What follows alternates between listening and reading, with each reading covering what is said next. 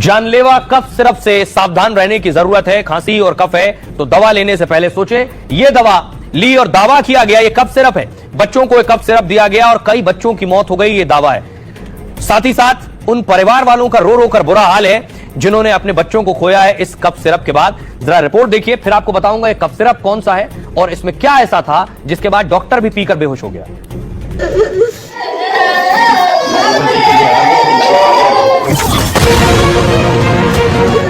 एक मां पर दर्द का पहाड़ टूटा है। उसने कभी सपने में भी नहीं सोचा था जो दवा अपने बच्चे की बीमारी को ठीक करने के लिए दे रही है वो जानलेवा साबित होगी। खांसी ठीक करने के लिए हम आप और हमारे बच्चे अक्सर कफ सिरप लेते हैं। राजस्थान के उन 2 बच्चों ने भी कफ सिरप लिया था, लेकिन उनकी खांसी ठीक होने की बजाय सांसें थम गई। परिजनों ने जब डॉक्टर से शिकायत की तो उन्होंने चेक करने के लिए कफ सिरप खुद पी लिया और अस्पताल पहुंच गए।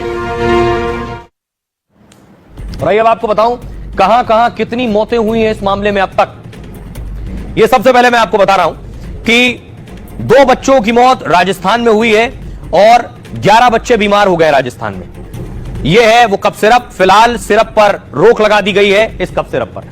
मध्य प्रदेश में 6 बच्चों की मौत हुई है छिंदवाड़ा में। और ये जो कफ सिरप है ये कोल्ड्रिफ और डेक्स्ट्रो डीएस सिरप है जिस पर रोक लगा दी गई है। दोनों कफ सिरप पर पाबंदी लग गई है। आइए अब आपको बताऊं कि आखिर इस सिरप में दिक्कत क्या है। डॉक्टर को यह सिरप दिया गया, आखिर डॉक्टर कैसे बेहोश हो गए। राजस्थान में कफ सिरप को लेकर जबरदस्त हड़कंप है। कफ सिरप से एक बच्चे की मौत का दावा है। सीकर में हुई 5 साल के बच्चे की मौत। कफ सिरप से कई बच्चों के बीमार होने का भी दावा है। जयपुर भरतपुर से भी इसी तरह के मामले सामने आए। जयपुर के दूदू की 2 साल की यशवी आईसीयू में भर्ती है। उसकी तबीयत बिगड़ी तो डिस्पेंसरी में दिखाया गया। डिस्पेंसरी में उसे बुखार और खांसी जुकाम की दवाई दी गई। परिजनों के मुताबिक पहले बुखार की दवा दी गई, सुधार नहीं होने पर खांसी की दवा पिला दी गई। खांसी की दवा पीने के बाद बच्ची बेसुध हो गई। कई घंटे तक बच्ची बेहोश रही तो जयपुर में भर्ती कराया गया। परिजनों ने शिकायत की तो डॉक्टर ने खुद कफ सिरप पिया। कफ सिरप पीते ही डॉक्टर की तबीयत बिगड़ने लगी। डॉक्टर को जयपुर के प्राइवेट हॉस्पिटल में भर्ती कराना पड़ा। जिस सिरप पर सवाल है उसकी सप्लाई जून में शुरू हुई। अब सिरप के इसी बैच की सप्लाई पर रोक लगा दी गई है। कफ सिरप के 2 बैच के सैंपल को जांच के लिए भेजा गया है। मध्य प्रदेश के छिंदवाड़ा में 6 बच्चों की जान गई। छिंदवाड़ा में किडनी फेल होने से बच्चों की मौत हुई और जांच में पता चला कफ सिरप के असर से किडनी फेल हुई। छिंदवाड़ा प्रशासन ने 2 कफ सिरप पर पाबंदी भी लगा दी है। सुनिए जरा पीड़ित क्या कुछ कह रहे हैं।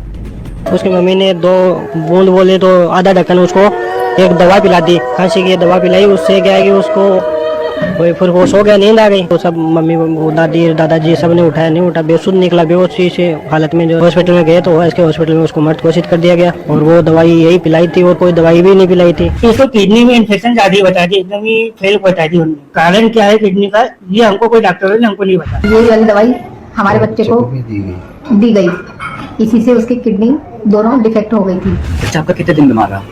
मेरा बच्चा 15 दिन बीमार रहा। तो जांच करवाएंगे बोर्ड पे, पुनः भेजेगी रिपोर्ट बोले, इसकी जांच करवाएंगे किस वजह से हो रहा है। इन्वेस्टिगेशन जारी है। इन्वेस्टिगेशन की जो भी रिपोर्ट आएगी, अगर कोई भी जिसने गलत काम किया है, अगर किसी का कोई भी ऐसा क्राइम है जो सामने दिख रहा है या साबित होता है तो निश्चित रूप से हमारी सरकार तो पहले भी कार्रवाई करती आई है और बहुत ही सख्त कार्रवाई होगी। कोई भी इस तरह का गुनाहगार होगा या क्रिमिनल होगा उसको बख्शा नहीं जाएगा। सीकर में नकली दवा पीने से एक बच्चे की डेथ हो गई। सरकार को जवाब देना चाहिए। मुख्यमंत्री जी सामने आइए, बताइए नकली दवा खरीद रहे हैं आप।